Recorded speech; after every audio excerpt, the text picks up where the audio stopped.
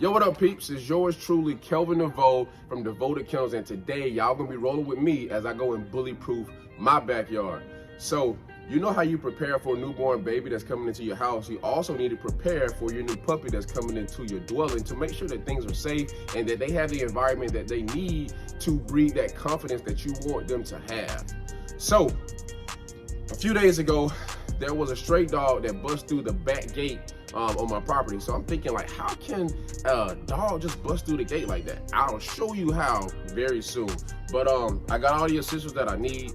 So as you can see, the reason why a stray dog would be able to bust through the fence so easily is because it is decaying in certain spots. The wood is rotten and it makes it very easy to give way. So I had to remove a lot of nails, and what I wanted to do, instead of replacing the whole fence, I wanted to save money because I know there are a lot of other costs associated with this dog. So by knocking these pickets out individually, I ended up saving right around $70 just on this alone. Now, there was some pickets that I had to get because some of them, weren't worth salvaging. They were too hard to get out. As you see me trying to, poke and prod, that was one of the ones that wasn't worth it. Now, the pickets, for the most part, they were still good, but the supporting beams in between, no bueno. Had to replace all of those. Yo, what up, peeps?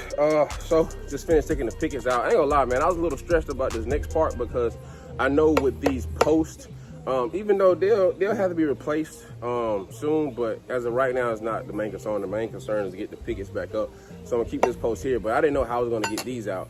But I went and talked to my neighbor, just asked him, like, hey, you got a nail remover? And he hooked me up. So I'm gonna knock these out, and yeah, I think we're making good progress.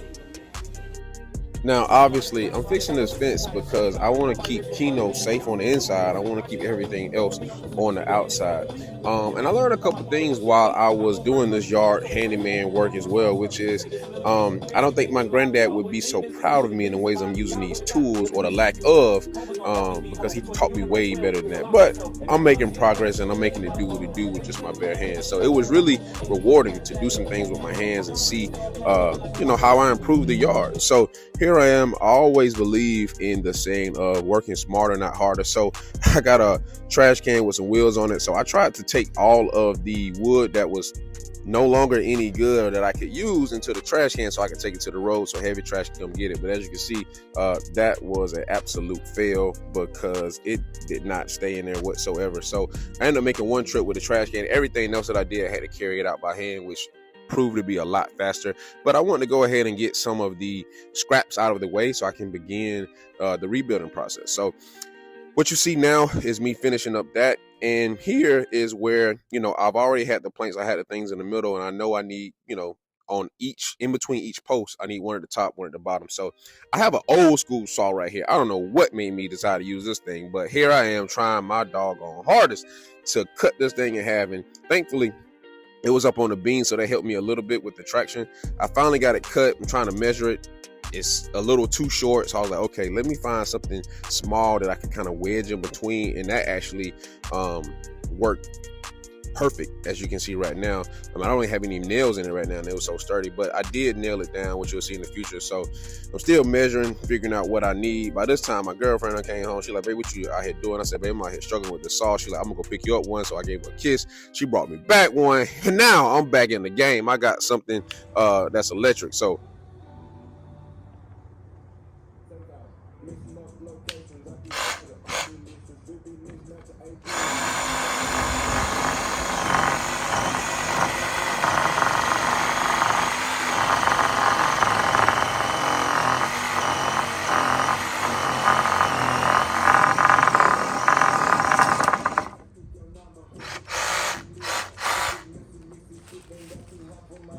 whoo, shit! Don't do that. Don't do that. Don't do that. Don't touch it. You burn yourself then. Hell yeah. It's rubbing against that wood, so. Oh, shit.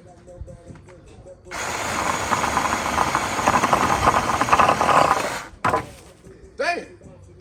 Well, now you know. Shit, dude. Oh. Damn. After nearly burning my fucking fingertips off, I got back to work because I couldn't let that stop the show. So here I am making sure that the supporting beams in between the posts are nice and tight. I want to get them level before I started hammering. So here I go. And again, this is just to reinforce it. I know you guys probably don't know what this means, but I'm really happy to be getting my first, real dog in the dog business. So here's how it turned out. I'm really happy about it. Keno is going to feel good in here. He's going to be able to roam around and be safe. And that's the main thing. I wanted my dog to be safe. So here is the backside as well. As you can see, I had to stack those. But everything is in here is nice and tight. We shouldn't have any more problems out of this area. But the rest of the fence will need to be replaced at some time, but not right now. And hopefully it's not all in my wallet, on my wallet rather. So now that I've gotten the backyard fixed, it's like, okay, I'm seeing people in the bully game and I'm looking at their environment and where they're having their dog, where they're showcasing their dog. And I believe in a consistent background. That's just a marketer in me. So what I wanted to do was paint the garage and have a consistent place that I can showcase the dog that I feel good about.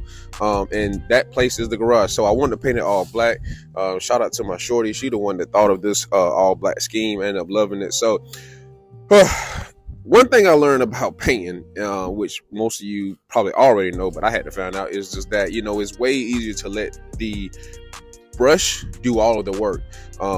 I was going back and forth. I was like, man, my hand's getting tired. And I started letting the brush do the work. It ended up working a lot better. But this is just going to be the place where you guys are going to see me show off Keno, whether he's stacking, whether he's playing, whether, he has some training.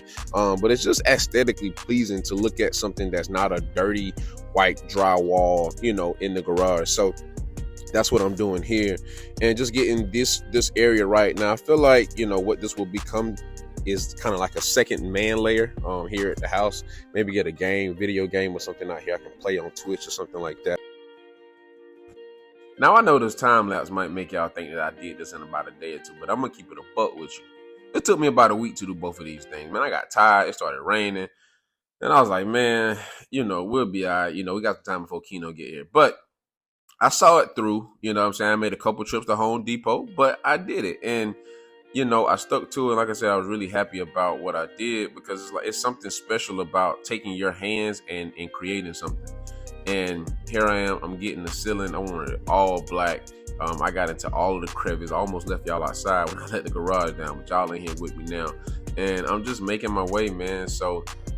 And I'm going to keep it all the way 1,000 wild with y'all. I did not want to get into the dog game. What happened was I was sitting on the couch one day with my girlfriend. She was like, baby, I want a dog. I was like, well, I know a lot of people in the dog game. We can start shopping around now. She was like, well, I really would like to get into the dog business. I was like, what do you mean? She's like, well, baby, I love dogs. I would love to live off dogs. I would love for my day-to-day to be me taking care of, feeding up, and training up dogs. But I just never had the right person that can do it with me. So I'm like, baby, well, we can do that. If that's what you really want to do, we can do it. So here we are after the research and after the quality and, looking into the bloodlines, things like that. We now have the right dog that we believe that can give our kennel the best start to do what we want to do long term. So that's why I'm in the dog game. Now, Abraham Lincoln had a saying that, if he only had 6 hours to chop down a tree, I think he would use the first 4 sharpening the axe. And that just spoke to working smarter, not harder, and making sure that you are working efficient so that you can be effective. So I took some time sharpening the axe like my granddad taught me, using a file, just going at it at an angle. As you can see, the shiny gray lines as opposed to the dull areas of some of the top of the blade. So now I was ready to do this, which is, this is a tiny home in the backyard. We're going to get that remodeled here soon, but for now, on this back side of it was a great place that I feel like I can train Keno, set up him some obstacle areas, so areas to grow and develop his body and his mind. So I don't know what the last people that live here were thinking or what they were doing. It looked like they were trying to start a brick business because it was filled with bricks and rock. I'm like, man, y'all starting a whole brick factory back here. Shout out to Gucci. But I had to pull up all of these things with a hoe and make sure that basically before he comes back here that all these rocks are taken up, just to make sure that me and him are both safe. So here I am now loading in all of the rocks, debris, everything I'm finding on the ground to the front of the yard again, so that heavy trash can come pick it up so we don't have to worry about that. And this took longer than what I thought, but it was rewarding because this side of this tiny home wasn't really being used, and as opposed to putting a lot of his training stuff on the front side where a lot of people can see it. I would much rather be back here sort of hidden, so we can utilize more of our yard. So I had to replace these pickets that you see here as well. But you know, when I finished, I feel like he'll have a solid area back here that I can build him some obstacles, maybe put like his spring pole back here, just have him, this would be sort of like his training area. So I want to get it cleared off. Now that stump, hey, you know, we'll figure that out later. But for right now, it's a go. So this is me walking back. I think this is like a 15 feet long, 15-foot long tiny home. Now, before I wrap this video up and I show you my happy dance, I want to say, please go like, share, subscribe, Devoted Kennels KD. The next video you see, we'll actually have Keno. We'll be picking him up. We'll be showing the process of going to pick him up and rehome him back in Houston, Texas. So until then, y'all be easy.